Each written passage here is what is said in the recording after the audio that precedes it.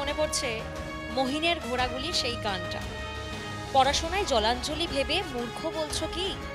তোমরাই বলছো আমাদের জীবনে 4 আনাই ফাঁকি। 16 আনা থেকে যদি 4 আনা যায়, 12 আনাই আমরা খুশি। সত্যি তারা 12 আনায় খুশি। আর তাই জন্যই আজকের এই আলোচনা আমাদের করতে হচ্ছে, কারণ এই গানের প্রত্যেকটা শব্দ কোথাও না কোথাও একটা কঠিন বাস্তবের সামনে আমাদেরকে দাঁড় করিয়েছে। কচি কাচাদের নাচ, গান, নাটক, খেলাধুলা শেখার শখ রয়েছে, তাদের ইচ্ছে রয়েছে, কিন্তু আমরা অভিভাবকরা প্রতিনিয়ত তাদের বুঝিয়ে যাচ্ছি, না, পড়াশোনাটাই তো মূল ধন, সেটাই তো করতে হবে, সেটা পড়েই তো এগোতে হবে। যদি ধরুন আমরা তাদের বায়না শুনলাম, বায়না শুনে হয়তো আমরা ভর্তি করিয়েও দিলাম নাচ, গান, নাটক বা খেলাধুলায়, কিন্তু এই যে মাধ্যমিক বা উচ্চ মাধ্যমিকের আগে জুজুবুরি এসে বোধহয় তাদের থেকে সেই শখটা কেড়ে নেয়, কারণ আমরাই তো সেই ক্লাসগুলো আবার বন্ধ করিয়ে দিই। বন্ধ করানোর ফলে কি হয়, তাদের মধ্যে একটা বিতৃষ্ণা আসে, ক্লান্তি আসে, কোথাও না কোথাও সার্বিক বিকাশ আটকে যায়। আর তাই আজকের এই আলোচনা, আমরা এই আলোচনা করতে বাধ্য হচ্ছি আজকের এই সময় এসে দাঁড়িয়ে, যে এক্সট্রা কারিকুলাম অ্যাক্টিভিটি কেন দরকার। আলোচনা শুরু করব, তবে আমি আরও একবার আলাপ পর্বটা সেরে নিই। আমার সঙ্গে রয়েছেন এই মুহূর্তে গৌতম তালুকদার, সেক্রেটারি, বিধান শিশু উদ্যান, নমস্কার। আমার সঙ্গে রয়েছেন বিদ্যুৎ Majumdar, director, business development, GIS group, নমস্কার বিদ্যুৎ বাবু। আমার সঙ্গে রয়েছেন professor doctor Monojit Ray, principal, Barrackpore Rashtraguru Surendranath college, নমস্কার। আমার সঙ্গে রয়েছেন professor doctor Subrata Kumar De, vice chancellor, Swami Vivekananda university, এবং আমার সঙ্গে রয়েছেন doctor Ankita Chakraborty Bhattacharya, senior vice president, chancellor's office, Adamas university. নমস্কার, আপনাদের প্রত্যেককে স্বাগত জানাই আজকের এই আলোচনায়। শুরুতেই আমি গৌতম বাবু আপনার থেকে জানি, আমরা এর আগের প্যানেলে আমরা কোভিড পরবর্তী সময় নিয়ে আলোচনা করলাম, যে কোভিড কাটিয়ে ওঠার ফলে আমরা অনলাইন ক্লাসের আমরা পরিচিত হয়েছি, আমরা বাচ্চাদেরকে শিখিয়েছি কিভাবে অনলাইনে ক্লাস হচ্ছে, বাচ্চারা তো টেকনোলজি ফ্রেন্ডলি হলো। কোথাও না কোথাও এক্সট্রা কারিকুলাম অ্যাক্টিভিটিটা কি আমরা ওভারলুক করে যাচ্ছি? মানে আমরা নিজেরাই বোধহয় বাচ্চাদেরকে ভুল শিক্ষা দিয়ে ফেলছি, যে না, পড়াশোনাটাই মূলধন, সেখানেই নজর দাও। আপনার কি মনে হয়? প্রথমে আমি ধন্যবাদ জানাচ্ছি নিউজ 18 বাংলাকে একটি খুব যুগোপযোগী একটা আলোচনার পরিসর তৈরি করবার জন্য। আপনি ঠিকই বলেছেন যে আমরা বোধহয় অভিভাবকরা বড্ড বেশি লেখাপড়া, ক্যারিয়ার ইত্যাদির দিকে ম্যাক্সিমাম জোর দিচ্ছি, মানে পড়াশোনার সময়টা বাড়াবার জন্য। সবচেয়ে অসুবিধে হচ্ছে এর ফলে, যেমন ধরুন যখন ওই দাবা, চেস যখন যারা খেলে আর কি, বিশ্বনাথ আনন্দ বা আমাদের দিব্যেন্দু বড়ুয়া, এরা কিন্তু এটা একটা ব্রেন গেম, কিন্তু এদের প্রত্যেক দিন একটা ফিজিক্যাল এক্সারসাইজ এদের করতেই হয়। এবং আমি শুনেছি তারা ডেইলি 5 কিলোমিটার, 6 কিলোমিটার বা 8 কিলোমিটার তাদের হাঁটতে হয়। অর্থাৎ যে ধরনের কাজই হোক, যখন ব্রেন গেমটা হবে, লেখাপড়াটা তো অবশ্যই মস্তিষ্কের সঙ্গে যুক্ত থাকে। সুতরাং সেটাকে আমরা যদি তার ফিজিক্যাল যে ফিটনেস, সেটার সঙ্গে যদি তার মধ্যে সম্পর্ক স্থাপনটা না করতে পারি, তাহলে কিন্তু সেটা একটা সমস্যা হয়। আমার মনে আছে ছোটবেলায় আমাদের সময় স্কুল হতো 4টে পর্যন্ত। আমরা উত্তর কলকাতায় বিধান শিশু উদ্যানে আমাদের খেলাধুলার একটা পরিসর ছিল, বিরাট পরিসর ছিল। অতুল্য ঘোষ সেটা বানিয়েছিলেন, প্রায় 5000-6000 আমরা ছেলেমেয়েরা সে সময় ভর্তি হয়েছি। আমরা স্কুল ছুটি হতো 4টের সময়, দৌড়েতে দৌড়তে আসতাম, মানে স্কুলের সেই মানে জুতো মোজা সেই ব্যাগের মধ্যে থাকতো। এবং ফুলবাগান থেকে আমার মনে আছে, ওই আমি শ্যামপ্রসাদ স্কুল ইনস্টিটিউশনে পড়তাম, সেখান থেকে দৌড়ে প্রায়, আমাদের সময় তো বাস টাসের এত ব্যাপার ছিল না, আর বাবা মারা স্কুলের সামনে গাড়ি নিয়ে দাঁড়িয়েও থাকতেন না, তো সেখানে দৌড়ে ওই মানে একদম কোনোরকম ভাবে এসে উদ্যানে ঢুকতাম, সময়টা পেতাম।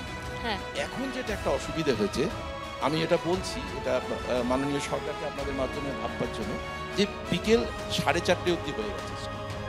মানে আমি সরকারি যে স্কুলগুলো বলছি, সেখানে অনেক ইনফ্রাস্ট্রাকচার এখনো অনেক কিছু দরকার আছে, সেটা নিয়ে সবাই আলোচনা করলেন। কিন্তু এদের, যেমন আমরা ছোটবেলায় স্কুলেও খেলাধুলা হতো, এবং 4:30 হওয়ার ফলে কি হয়েছে, এই যে বিকেলের দিকে আধ ঘন্টা সময়টা কমে গেছে, এটা কিন্তু একটা বিরাট ব্যাপার। বাচ্চাদের পক্ষে কিন্তু এটা বড় ক্ষতি। আমি বলবো বছর 25 আগে বোধহয়, আমি যখন ওই শিক্ষকতায় আসি, বছর 25 আগে হঠাৎ করে 4টে পর্যন্ত স্কুল হলো, সেটা 4:30 করে। আমরা একটা বিভিন্ন জায়গায় বেশ একটা যতটুকু সম্ভব প্রতিবাদ করার চেষ্টা করেছিলাম যে এইটা কি ছাত্র স্বার্থে হয়েছিল নাকি শিক্ষক শিক্ষিকাদের স্কুলে আটকে রাখার জন্য, অর্থাৎ এটা নিয়ে একটা ব্যাপার ছিল। এর ফলে একটা যেটা হয়, সেটা একটা কোথাও না কোথাও একটা তর্ক বিতর্কের বিষয় আমি ওটাতে এখন যাচ্ছি। হয়ে দাঁড়াচ্ছে। হ্যাঁ, এবং এখন যেটা দেখি আমি, যেটা আমি বাস্তব ইয়েতে দেখছি, আমরা তো সব রকম বিধান শিশু উদ্যানে নাচ গান, প্রায় 3-4 হাজার ছেলেমেয়েরা আমাদের এখানে রয়েছে বিধান শিশু উদ্যানে, প্রতিদিন তারা আসে। মানে 4টের সময় ব্যাচ, যে সাঁতারের ব্যাচে শুরু হয়, মা বাবা যে কিভাবে দৌড়ে দৌড়ে নিয়ে আসে ছেলে মেয়েকে এই গরমের মধ্যে 4টে ব্যাচটা ধরাবার জন্য। আমি বলি ঠিক আছে, আস্তে আস্তে যান, অসুবিধে নেই, 4টে ব্যাচটা আপনি নামুন, 15 মিনিট পরে করবেন। এই যে ব্যাপারটা দাঁড়িয়েছে, আমাদের এই খেলাধুলার ব্যাপারটার উপরে কিন্তু অভিভাবকদের একটু জোর দেওয়া উচিত। এই কারণে জোর দেওয়া উচিত, আমরা ছেলে মেয়েদের খুব খরচ করে পড়াচ্ছি, স্মার্ট ক্লাসে পড়াবো, সবটাই একটা বিবর্তনের মধ্যে দিয়ে যাবি, কিছু করার নেই। কিন্তু সেটাকে মানে কাজে লাগাতে গেলে তাকে শারীরিকভাবে সক্ষমতা তার মধ্যে যদি না থাকে, অর্থাৎ যত সে দেখবেন যে এই স্মার্ট ক্লাস বলুন যাই বলুন, একটু তো সাইড এফেক্ট তার আছে, এবং সেটাকে কাটাতে গেলে তাকে খোলা মানে সবুজের মধ্যে তাকে দৌড়দৌড়ি করার সুযোগ দিতে হবে, বিভিন্ন খেলাধুলার মধ্যে তাকে দিতে হবে, নাচ গান আবৃত্তি যার যেটা ভালো লাগে সেটা সে করবে, এটাতে যেন গার্জিয়ানরা উৎসাহ দেয়। হ্যাঁ, না আটকায়। এবং বিদ্যুৎ বাবু, এই জায়গা থেকেই বলবো যে এক্সট্রা কারিকুলার অ্যাক্টিভিটি তো শুধুমাত্র কচি কাচাদের বা পড়ুয়াদের আনন্দের জন্য নয়, মানে তাদের মানসিক স্বাস্থ্য এবং তাদের শারীরিক গঠন সেদিকেও নজর দেয়। আপনার কি মনে হয় যে এক্সট্রা কারিকুলার অ্যাক্টিভিটিতে যদি অভিভাবকরা আরো বেশি উৎসাহ দেয় কচি কাচাদের, কোন কোন জায়গায় তাদের গ্রোথের জন্য একটা সুবিধা হয়? আমার যেটা মনে হয় সেটা হচ্ছে এক্সট্রা কারিকুলার অ্যাক্টিভিটিটা শুধুমাত্র কচি কাচারের জন্য না, আমাদের জন্য। কারণ এক্সট্রা কারিকুলার অ্যাক্টিভিটি ব্যাপারটা এখন ইউনিভার্সিটি গ্রান্ট কমিশন বলুন বা বোর্ড বলুন, সকলেই কিন্তু মেনে নিয়েছে। আমাদের পড়াশুনোর ব্যাপারটা 3টে ধাপে হচ্ছে এখন। একটা হচ্ছে ক্লাসরুম পড়াশুনো, একটা হচ্ছে কো কারিকুলার, আর একটা হচ্ছে এক্সট্রা কারিকুলার। এবং university grant commission extra curricular activity বা এআইসিটি এক্সট্রা কারিকুলার অ্যাক্টিভিটি করতে বলছে। আর ওয়েস্ট বেঙ্গল বোর্ড বা সব বোর্ডই এই এক্সট্রা কারিকুলার বা কো কারিকুলার করতে বলছে। আমার পয়েন্টটা হচ্ছে যে কো মানে হচ্ছে ক্লাসরুমের সঙ্গে, আর এক্সট্রা মানে হচ্ছে ক্লাসরুম থেকে বেরিয়ে, ক্যাম্পাসের থেকে বেরিয়ে। দুটো জিনিস পুরো আলাদা। কো মানে হচ্ছে আমরা যেরকম বলি আমরা লিডারশিপ ট্রেনিং কিংবা ইন্টার্নশিপ করতে যাচ্ছি, কিংবা আমাদের কোনো একটা সোশ্যাল গভর্নেন্সের কাজ করছি, এগুলো হচ্ছে আমাদের পরীক্ষার মধ্যে সিলেবাসের মধ্যে আছে। আর এক্সট্রা মানে কিন্তু আমি ক্লাসরুম থেকে বেরিয়ে অনেকগুলো দিক আমাকে করতে হচ্ছে, যেরকম আমার নাম্বারও আছে। এই যেমন আমি যখন ক্লাসরুম থেকে বেরোচ্ছি, আমাকে তখন এনএসএস করতে হচ্ছে, আমাকে তখন এনসিসি করতে হচ্ছে, আমাকে তখন এই যে কালচারাল অ্যাক্টিভিটিগুলো, ইউথ ফেস্টিভ্যাল করতে হচ্ছে, আমাকে এই যে ডেগুলো সেগুলোকে পালন করতে হচ্ছে। যেমন আমরা টিচার্স ডে পালন করি, রিটায়ার্ড টিচারদের আমরা ফেলিসিটেট করি, কিংবা আমরা ন্যাশনাল সায়েন্স ডে পালন করি, ইঞ্জিনিয়ার্স ডে পালন করি। এগুলোর মধ্যে দিয়ে কিন্তু আমাদের ট্রেনিং দেওয়া হয়। সুতরাং এক্সট্রা কারিকুলার অ্যাক্টিভিটি ব্যাপারটা কিন্তু কেবলমাত্র গান বাজনা বা নাটক নয়। এক্সট্রা কারিকুলার অ্যাক্টিভিটি মানে হচ্ছে আমার মধ্যে আমি কনফিডেন্স ডেভেলপ করি। একদম এই জায়গা থেকে কনফিডেন্ট, এই জায়গা থেকে ডক্টর অঙ্কিতা দেবী আপনার থেকে জানবো যে কচি কাচারাই যে তারা যারা ধরুন ভালো গান করছে, ভালো নাচ করছে বা ভালো খেলাধুলা করছে, তারাও যে কিছু করতে পারে, মানে সেই আনন্দবোধটাও তো তাদের মধ্যে আসে, আর সেই আনন্দবোধটাই বোধহয় তাদের মধ্যে একটা আত্মবিশ্বাসের জন্ম দেয়। অ্যাবসলিউটলি। এই এক্সট্রা কারিকুলার ওয়ার্ডটা, extra curricular in the curriculum is no more extra today. NEP 2020-এর ইন্ট্রোডাকশনের পরে এই এক্সট্রা হ্যাজ বিকাম ম্যান্ডেটরি, কারণ দ্য ওয়ার্ল্ড হ্যাজ রিয়েলাইজড কি ওই যে আমাদের একটা স্ট্রিক্ট কারিকুলাম হবে, খালি সেটাই ফলো হবে, that is not the right way. যেমনি আপনি কারেক্টলি বললেন कि every student has some talent. Teacher के इंस्टीट्यूशনের responsibility to nurture that talent. যেমনি অ্যাডামস ইউনিভার্সিটিতে আমরা দেখি উই হ্যাভ 20 অ্যাক্টিভ ক্লাবস। এবার পড়াশোনার মধ্যে থেকে টাইম বার করে দিতে হবে স্টুডেন্টকে कि সে ওই ক্লাবটাতে নিজের ট্যালেন্টটাকে নার্চার করতে পারুক। So we would have clubs from robotics to leadership. যেমনি স্যার বললেন कि this is not only about art and music, art, music, leadership, robotics, sports, whatever. everything is important. और वही दिन चले गए when we would say पढ़ोगे लिखोगे बनोगे नवाब खेलोगे कूदोगे बनोगे खराब. So this खराब is no more there. This helps in developing the personality and that is important. And that's where we see in Adamas University the infrastructure sports se junne is humongous. So that's where we are 9th in Khelo India also. So overall students se junne this extracurricular is equally important as the curriculum একদম itself. এই জন্য স্বামী বিবেকানন্দ বলেছিলেন যে গীতা পাঠের থেকেও বেশি দরকার খেলাধুলা। Absolutely. Professor doctor Subrata Kumar De, আপনার থেকে একবার জানি যে আমরা তো এক্সট্রা কারিকুলাম অ্যাক্টিভিটি নিয়ে কথা বলছি, একটু সরে গিয়ে জিজ্ঞাসা করি যে কারিকুলাম বাছার ক্ষেত্রেও কি একটা ভূমিকা রয়েছে, মানে যেটা ধরুন সময়ের উপযোগী এবং বিশ্ব ব্যবস্থার সাথে সঙ্গতিপূর্ণ? হ্যাঁ, সার্টেনলি। ধরুন এই যে কারিকুলাম সিলেকশন, তার সাথে কো-কারিকুলার অ্যাক্টিভিটিস বা এইসবের কথা যেটা বলছেন, তো প্রথমেই বলি স্বামী বিবেকানন্দের একটা কথা যে education is the manifestation of perfection already in man. তা পারফেকশন যদি ম্যানিফেস্টেশন করতে হয় তার জন্য কিন্তু কো-কারিকুলার অ্যাক্টিভিটিস একটা ইম্পর্টেন্ট রোল আছে। তো প্রথম কথা হলো, ধরুন আমরা সাধারণত বলি যে একটা লিডারশিপ এবিলিটিটা ডেভেলপ করতে হয় স্টুডেন্ট লাইফে, এবং তার জন্য দরকার একটা স্পোর্টস অ্যান্ড গেমসে পার্টিসিপেট করা। তার থেকে গ্র্যাজুয়ালি তার একটা টিম ওয়ার্ক, সবাইকে নিয়ে চলা, তার একটা ক্যাপাসিটি ডেভেলপ, এবং এই leadership capacity is very much important for every student. সবাইকে নিয়ে আমরা চলবো, সবাইকে নিয়ে থাকবো, এবং স্কুল লেভেল থেকে যখন এই জিনিসগুলো ডেভেলপ করে সেটা বিশ্ববিদ্যালয়ে আসে। বিশ্ববিদ্যালয়ে আমরা যেটা করি যে কমিউনিটি সার্ভিস, ধরুন আমাদের এনএসএস আছে, সেখানে ওরা এক্সট্রা কারিকুলার অ্যাক্টিভিটির মধ্যে কিন্তু সেগুলো আছে, এনভায়রনমেন্টাল অ্যাওয়ারনেস। তারপরে ধরুন আপনার এনএসএস যেটা আছে, তারা একটা কমিউনিটিতে যাচ্ছে, কমিউনিটি সার্ভিস দিচ্ছে, এবং আউটরিচ অ্যাক্টিভিটি। সেকেন্ড কথা হলো, ধরুন এই যে আপনি বলছেন selection of the course curriculum, এখন যেটা হয়েছে যে অটোমেটিক্যালি এটা আসবে যে which subject is more job oriented. সেই এটা বাছার নিশ্চয়ই জায়গা থেকে সেই ইয়েটা আসছে, এবং সেটার ক্ষেত্রে আপনার যেটা হয়, ধরুন যেগুলো ধরুন অ্যাপ্লাইড লাইন, সেখানেই দেখা যাচ্ছে স্টুডেন্টদের আপনার টেন্ডেন্সিটা বেশি যাওয়ার দিকে, এবং তার ক্ষেত্রে কো-কারিকুলার অ্যাক্টিভিটিস বা স্কিল ডেভেলপমেন্ট, এইগুলো নিশ্চয়ই একটা কন্ট্রিবিউশন থাকে সেইগুলোর একটা। ধরুন আমি কী কী সাবজেক্ট, ধরুন স্কুল লেভেলে যে একটা সাবজেক্ট চয়েস করব, ধরুন আমি একটা সায়েন্স সাবজেক্ট চয়েস করছি, আপনি যেটা বলছেন ধরুন ইনক্লাইনেশন, একটা ধরুন বায়োবেস সাবজেক্ট যখন আমি নিচ্ছি, তখন আমি ধরুন অ্যালাইড হেলথ সায়েন্স, বায়োটেকনোলজি হিসেবে আমি যাচ্ছি। আবার ফিজিক্স, কেমিস্ট্রি, ম্যাথমেটিক্স যখন আমি নিচ্ছি, তখন আমাকে আবার সেই আপনার ধরুন কম্পিউটার সায়েন্স এবং আলাদা ইঞ্জিনিয়ারিং সাবজেক্ট নিচ্ছি। তো সাবজেক্ট চয়েসের সঙ্গে কিন্তু এটার রোল আছে। আর কো-কারিকুলার অ্যাক্টিভিটিস যেটা কিন্তু it is all types of development.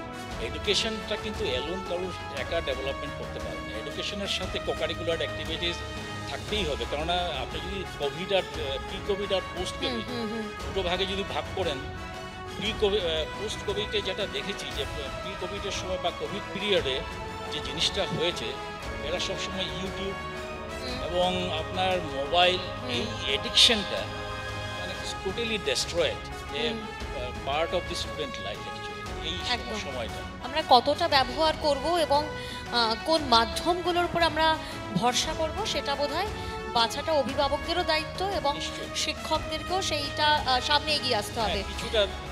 হ্যাঁ, ডক্টর মনোজিৎ, আমরা কিছুদিন আগেই মাধ্যমিকের রেজাল্ট বেরিয়েছে, তো আমরা কৃতি ছাত্রছাত্রীদের সঙ্গে কথা বলছিলাম। সেখানে একটা ছাত্র তিনি বলছিলেন যে খেলাধুলা না করলে তো হতোই না, মানে দিনে রুটিন যেমন ছিল যে সকালে কোন সাবজেক্ট পড়বো, বিকেলে কোন সাবজেক্ট পড়বো, এবং রুটিনের মধ্যে সে লিপিবদ্ধ করে রেখেছিল যে এই টাইমে আমি খেলবো। আবার আমরা দেখছি আইএসসির যে টপার সেই মেয়েটি, তার বাবা বলছেন যে জাস্ট দুদিন আগেই মোহনবাগান ইস্ট বেঙ্গলের ম্যাচ ছিল, এবং সে ম্যাচও দেখতে গেছে এবং সে টপ করেছে, আইএসসি টপার, আমাদের রাজ্যেরই মেয়ে। তো এই দুটো জায়গা থেকে আমরা নিঃসন্দেহে বলতে পারি যে খেলাধুলা তাদের পরিবার থেকে তাদেরকে সেই সাহসটা জগিয়েছে এবং তাদেরকে সেই স্বাধীনতাটা দিয়েছে। কোথাও না কোথাও আজকের দিনে অভিভাবকদেরও তো একটা রোল থাকছে যে সেই সেই স্বাধীনতাটা আমাদেরকে দিতে হবে যে তোমার যেটা পছন্দ তুমি সেটা করতে পারো। তো কোথাও না কোথাও কি অভিভাবকদেরও এখানে একটা কাউন্সেলিংয়েরও দরকার, কারণ অভিভাবকরা তো শুধুমাত্র 8 ঘন্টা পড়ছি না 12 ঘন্টা পড়ছি, ওর বাড়ির ছেলে 12 ঘন্টা পড়ছে, এর বাড়ির ছেলে 8 ঘন্টা পড়ছে, এ 4টে টিচার রেখেছে, ও 5টা টিচার রেখেছে, মানে এর মধ্যেই তো পুরো আটকে রেখেছে পড়ুয়াদেরকে। সেই গণ্ডিটা তো পেরোতে হবে। অভিভাবকদের জন্য আপনারা কি বলবেন? আপনাকে এবং নিউজ 18 বাংলাকে ধন্যবাদ এরকম একটা আলোচনা সবার জন্য।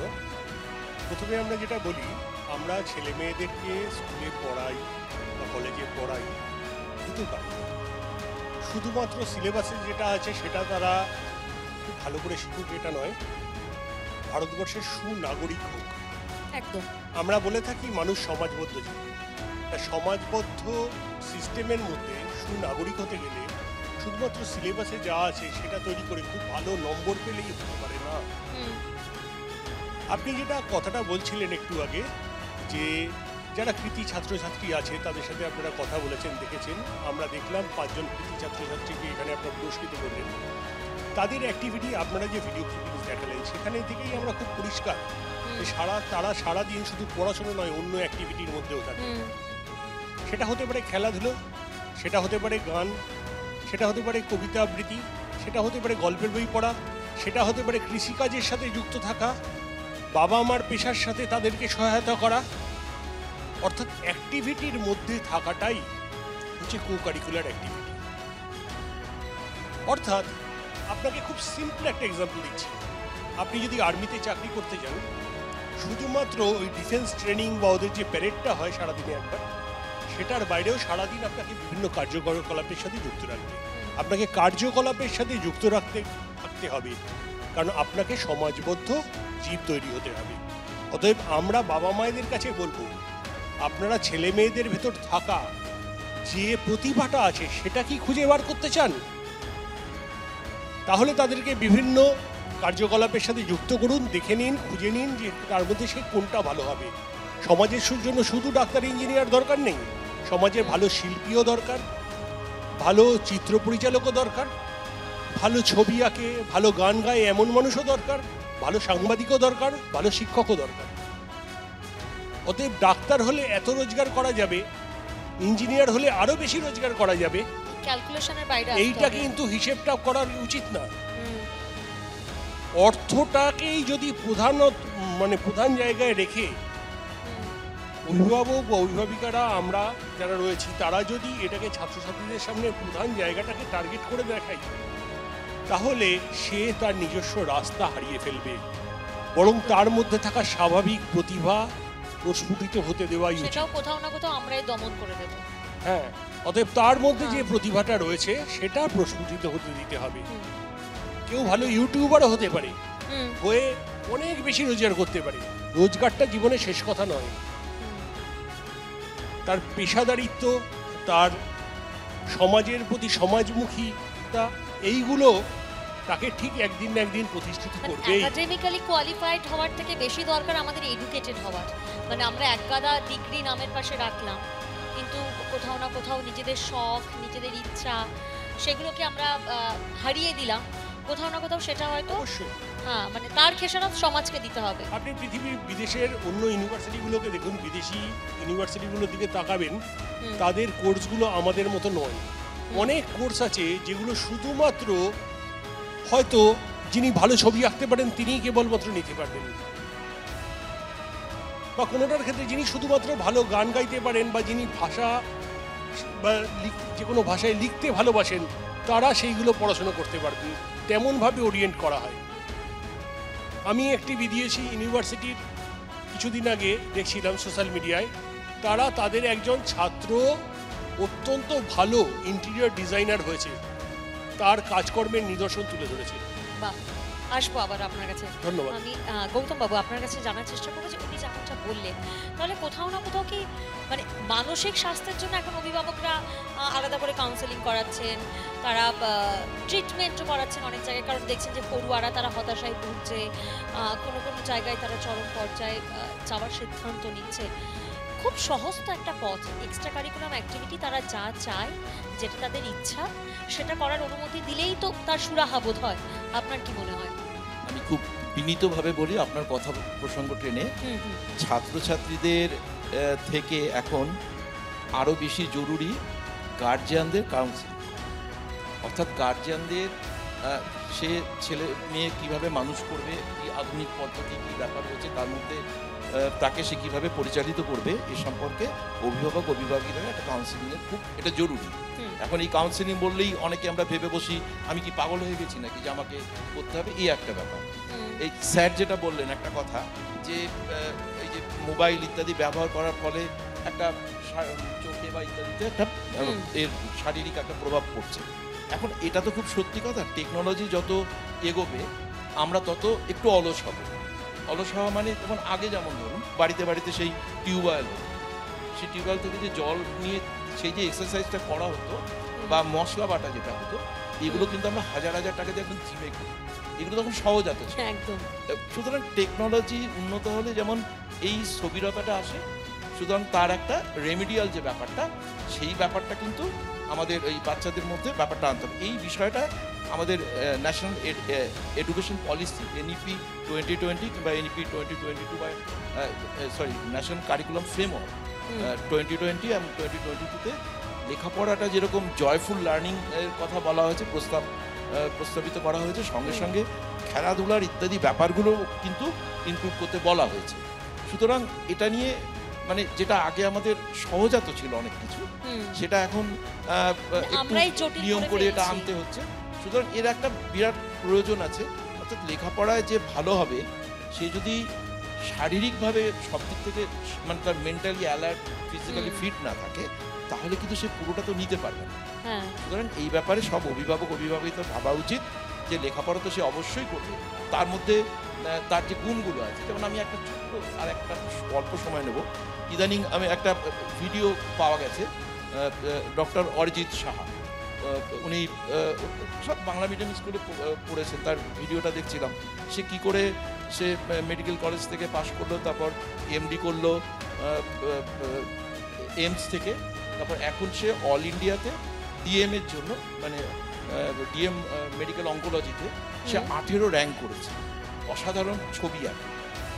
অর্থাৎ এই যে তার জার্নিটা লেখাপড়ার মধ্যে দিয়ে, তার যে ওই যে একটা যেটাকে আমি এক্সট্রা কারিকুলার অ্যাক্টিভিটি বলি বা তার মানসিক এরকম হাজারো উদাহরণ আমরা পাবো। ডাক্তারদের মধ্যে তো অনেকেই আছেন, তো অনেকেই বড় বড় সিঙ্গার যারা করেন, তারা গান করেন, অনেক করেন। তো এইগুলো মানে একই সঙ্গে সবাইকে কিন্তু মানে অভিভাবকদের বিশেষ করে তার যা গুণ আছে সেটা কিন্তু তাকে সেই সুযোগটা তাদের করে দিতে হবে। একদম বিদ্যুৎবাবু, আমরা দেখছি যে স্কুলের কাজকর্ম অধিকাংশ ক্ষেত্রে একটা নির্দিষ্ট চৌহদ্দির মধ্যে আটকে থাকছে, তার বাইরে আমরা যেতে পারছি না। কিন্তু আমরা যদি আমাদের পড়ুয়াদেরকে, যেমনটা উনিও বললেন, যেরকম হাজারো আমরা উদাহরণ হয়তো পাবো এবং আমরা তাই নিয়ে আলোচনাও করছি, কোথাও না কোথাও পড়ুয়ারা যখন নিজেদের শখের জিনিসটা করতে পারে, সেই আনন্দটা পায়, তাদের মধ্যে তো স্বাধীনতার সুখটাও আসে। তার কারণ একজন ছাত্র যখন পড়াশুনো করে, ওকে যদি জিজ্ঞেস করে তোর পড়াশুনো করতে কিরম লাগে, ও বলবে ভালো লাগে। সবাই যে কোনো লোককে জিজ্ঞেস করুন, তারা বলবে ছোটোবেলায় একটাই কথা বলতে, পড়তে ভালো লাগে। তাকে যদি বলা হয় তোর ইন্টারেস্টটা কি, এক কথা সে বলে দেবে হয় ছবি আঁকা, নয় গান গাওয়া, না লেখা, নয় গল্প লেখা, কিছু একটা। সেই ইন্টারেস্টটা খুঁজে বার করাটাই হচ্ছে এক্সট্রা কারিকুলার অ্যাক্টিভিটিকে এনার্জাইজ করা। এবং এই কাজটা আমরা কিভাবে করতে পারি, যে পড়তেই কিন্তু ছেলেটাকে আমার খেয়াল রাখতে হবে যে এই ছেলেটা, যেমন আমরা আমাদের ইনস্টিটিউটগুলোকেও আমরা নির্দেশ দিয়েছি যে আপনারা খেয়াল রাখুন কোনটা কে ভালো খেলে। সে হয়তো একটু পড়াশোনায় খারাপ হতে পারে, কিন্তু তার কেরিয়ারটা কিন্তু খেলার সাংঘাতিক হয়ে যেতে পারে। ফলে আপনাকে খেয়াল রাখতে হবে যে একজন ছাত্রকে এগিয়ে নিয়ে যেতে গেলে এই যে এক্সট্রা কারিকুলার অ্যাক্টিভিটি, একদম তার গুরুত্বটা কিন্তু স্টুডেন্টদের বোঝাতে হবে। যদি না বোঝাতে পারি আমরা, তাহলে কিন্তু ও বুঝতে পারবে না যে ওর ভেতরে যে গুণটা আছে, যে ট্যালেন্টটা আছে, ওই ট্যালেন্টটাকে নার্চার করবে কিভাবে তার শিক্ষক। অভিভাবকদেরকেও তো এগিয়ে আসতে হবে। অভিভাবকদের থেকেও কিন্তু বেশি দায়িত্ব হচ্ছে কি সেকেন্ড হোম তার টিচারদের। কারণ একজন টিচার কিন্তু তার সব সময় থাকে, অভিভাবক কিন্তু সবসময় থাকে না। অভিভাবক কিন্তু জানে না অনেক সময় তার কী গুণ আছে, কিন্তু একজন শিক্ষক থেকে পড়াতে জেনে যায় তার ভেতরে কী গুণ আছে, এবং সেটাকে সে যদি উৎসাহিত করে, সে যদি খালি না বলে তুই পর যদি তাকে বলে যে না তুই এটাও কর সঙ্গে করে, তাহলে কিন্তু সে অনেক দূর জীবনে এগিয়ে যেতে পারে। একদম, সে যে সেক্টরই হোক না কেন শিক্ষকদের তো ভূমিকা রয়েছে। ডক্টর অঙ্কিতা, না হলে তো আমরা 14 বছরের বৈভবকে আইপিএল খেলতে দেখতাম না, না হলে তো আমরা বিরাট কোহলি রোহিত শর্মাকে পেতাম না। মানে আমরা যদি শিক্ষকরা বা কোচরাও যদি বুঝতে না পারতেন, বা মা বাবা যদি জোর করে পড়াশোনার মধ্যে আটকে রাখতেন, আইপিএলে 14 বছরের প্লেয়ারকে আমরা দেখতে পারতাম না। দেখুন, আমার মনে হয় আমরা যেটা ভাবি কি গার্জেন কি প্যারেন্টস এটা বোঝে না কি ইম্পর্টেন্স অফ এক্সট্রা কারিকুলার কি, সেটা অ্যাকচুয়ালি অমনি নয়। উই অল আর প্যারেন্টস, আমরা সবাই কোথাও না কোথাও বুঝি কি এটা ইম্পর্টেন্ট। এই জন্য আপনি দেখবেন স্পেশালি বেঙ্গলে আমি দেখেছি কি প্রত্যেক স্টুডেন্ট, আমরা সবাই ছোটোবেলা থেকে অনেক রকমের জিনিসের মধ্যে ইনভলভ ছিলাম। আমরা পেন্টিং ক্লাসেও যাচ্ছি, ডান্স ক্লাসেও যাচ্ছি, সিঙ্গিংয়েও যাচ্ছি, সব কিছু করছি। রিজন বিং প্যারেন্ট কিন্তু জানতো কি এটার ইম্পর্টেন্সটা কী।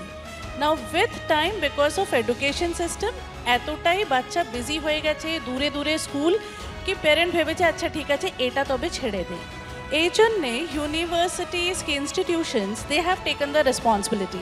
আমি যেমনি অ্যাডামসের কথাই বলি, এখানে সিস্টেমটা কি আছে কি স্টুডেন্ট 9টা থেকে 5:30 পর্যন্ত আছে, আর তারপর তার 24/7 একটা লার্নিং এক্সপিরিয়েন্স। সেখানে কি হচ্ছে 5:30টার সময় ক্লাস বন্ধ হচ্ছে না, 5:30টার পরেও বিভিন্ন রকমের এমনি হ্যাকাথনস, রোবোটিক ওয়ার্কশপস এইগুলো হচ্ছে, তাতে স্টুডেন্টকে আলাদা করে টাইম দিতে হলো না। আর বিকজ আলাদা টাইম যাচ্ছে না তো প্যারেন্টসের কোনো প্রবলেম হয় না। Then parents see this as a part of curriculum.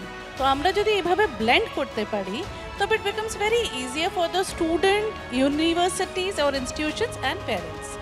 একদমই। এবং ডক্টর সুব্রত কুমার দে, আপনি এর আগে আপনার সাথে যখন কথা বলছিলাম আপনি বলছিলেন যে কারিকুলাম বাছার ক্ষেত্রেও ইনস্টিটিউশনের একটা ভূমিকা থাকে। আমি একটি স্কুল জানি, সেন্ট অ্যালোয়সিয়াস স্কুল, যারা একেবারে ক্লাস 5 থেকে এআই রোবোটিক্সের পড়াশোনা শুরু করিয়ে দিয়েছে তাদের পড়ুয়াদের জন্য।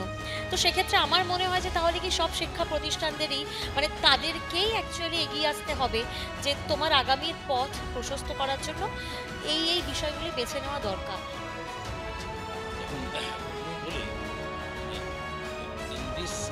Now plenty of opportunities. And এত opportunities আছে, and for every talent and for every person there is a scopes is there. There are a lot of scopes are there, but we have to select it. মানে প্রথমে বলবো যে guardian should not force আপন something. ধরুন সে doctor হতে চায় না, আমি জোর করে তাকে ডাক্তারি পড়তে হবে। ইঞ্জিনিয়ার হতে চাই না, তাকে ইঞ্জিনিয়ার করতেই হবে, because society is there. I have to keep my son in such a way, in that way. I have to make him engineer, etc. কিন্তু ওর ট্যালেন্টটা we have to, because co-curricular activities এর একটা importance কি, we have to find out what talents he has got. কারণ he has some talent is there, কারণ everybody has got something to give to our society. প্রত্যেকের আছে। এবং আমাদের educational ইনস্টিটিউশনের একটা কাজই হলো to find out that quality of that person, quality of that student. And it starts from the schools, এবং guardian also find it out এবং তাকে সেই অপরচুনিটিতে সুযোগ করে দিতে হবে। এবং now plenty of opportunities are there in our new education policy also. They are giving stress on skill development. শুধু পুঁথিগত বিদ্যা নয়, স্কিল ডেভেলপমেন্টের উপরে, হাতের কাজের উপরে বেশি জোর দেওয়া হচ্ছে। তার ফলে দেখবেন একটি ছেলে পড়াশোনায় অতটা ভালো না হলেও সে কিন্তু তার স্কিল কাজ, he has got a skill for doing something, যার জন্য দেখবেন diploma engineers they are doing far more better than a degree engineer. একদম, We are finding it, and they are getting more opportunities, and industry like them very much. তো এই যে যেটা দেখছি, যে আমার কথা হলো যে talent is there, everybody has got talent to be manifested, but we have to give them proper opportunities. We should not pressure upon something. হ্যাঁ, আমাদের সময় একেবারে শেষ। খুব সংক্ষেপে আমার শেষ প্রশ্ন ডক্টর মনোজিৎ রায় আপনার কাছে। তাহলে আমরা যে আজকে আলোচনা শুরুই করলাম যে জোর দেওয়া হোক এক্সট্রা কারিকুলামে, আর আমরা বলবো না এটা এক্সট্রা কারিকুলাম, এটা ম্যান্ডেটরি। মানে আমাদের পড়ুয়াদেরকে এবং অভিভাবকদের, শিক্ষকদেরকে সেই পথটা দেখাতে হবে যে যা তোমার ইচ্ছা, যাতে তুমি আনন্দ পাও, তুমি এগিয়ে যেতে পারো। খুব সংক্ষেপে আপনার থেকে জানতে চাইবো। হ্যাঁ, ঠিকই বলেছেন, যাতে তুমি আনন্দ পাও তাতে এগিয়ে যেতে পারো। যেহেতু সময় কম তাই আমি বক্তব্য সংক্ষিপ্ত করছি। যদি সেটা তাই না হতো তাহলে ভারতবর্ষে আমরা অনিল কুম্বলে নামে একজন ইঞ্জিনিয়ারকে পেতাম, বিশ্ববিখ্যাত লেগ স্পিন বোলারকে পেতাম না। আমরা সৌরভ গাঙ্গুলি নামে একজন প্রেসের মালিককে পেতাম, একজন বিশ্ববিখ্যাত অধিনায়ককে পেতাম না। আমরা চিরঞ্জিত নামে যাদবপুর ইউনিভার্সিটি থেকে পাশ করা একজন ইঞ্জিনিয়ারকে পেতাম, যার সৃজনশীলতায় ভরপুর অভিনেতাকে পেতাম না। আমি 3টে উদাহরণ দিলাম, এরকম প্রচুর উদাহরণ আছে। অতএব নিজের সৃজনশীলতা প্রকাশ করবার জন্য পুঁথিগত ডিগ্রি, কোথায় পড়েছি, কোন স্কুলে পড়েছি, কোন কলেজে পড়েছি, কি বিষয় নিয়ে পড়েছি, এটা শেষ কথা হতে পারে না। ধন্যবাদ। একদম। এবং আলোচনায় শেষ করব আমরা যা বুঝলাম আমাদের অতিথিদের মতামত নিয়ে, যে লেখাপড়া মানে শুধুমাত্র অঙ্ক কষা বা সারাদিন পড়াশোনা নয়, কোথাও না কোথাও লেখাপড়া মানে নিজের বেড়ে ওঠা, সার্বিক গ্রোথ। আর তাই শরীর আর মনকে ভালো রাখতে আমাদের জোর দিতেই হবে এক্সট্রা কারিকুলাম অ্যাক্টিভিটির জন্য।